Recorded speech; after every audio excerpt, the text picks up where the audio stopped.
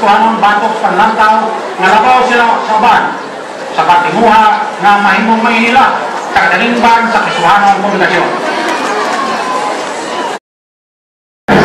Huwag nila ginawa sa uban ang relasyon ng Hinova o pang-Kristo o kay sila na pagkabuhunan sila magaling kasing-kasing o sa pinakita-pakita ang ilang garbo dahil wala sa kalingban sa katawang kalim.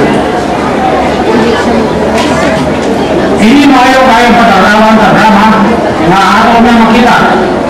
Makini na drama di pasukat sa Biblia dahil panggihasi ang hako sa tabang ni Nalab na Elisha. Bisanto di sanang ilalita sa Biblia na nabasa, direkta nabasa sa Biblia mo ba?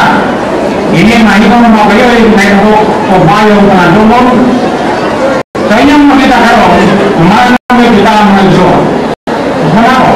Sa inyong makita kayo ng drama, mamano kita kayo. Kalitan, kung saan ang drama sa dapat dinasi. Iwasi tanining na drama kung ang magpagi ang garbo, resulta sa pagkakapitason, kadalo, pagkawalay pagkaho, kung pangiligus ng mga iyan. So sa ngayon po, katulad ni Kiyaki, langit siya, doon ay sepertuan na mga hiyas na himukan niya na bilinahon ng himuka.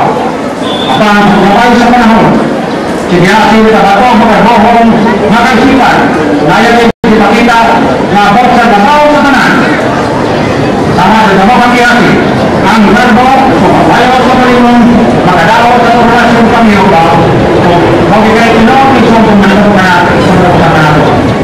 Kung sa tingin drama, mapayaw pa na ito sa pagsusap ko kasing-kasing o pagbaktan sa mga sa piling sa pagkabay-patason o pagbayaw sa palingon. Karoon, ang mga tingin pa tayo, kung saan ka may so, mag-inukuti pa tayo, ang patunan sa drama ng lugar. So, hindi ang inyong magulingon sa pagkakunsanon sa una-una. Atong makita ang drama.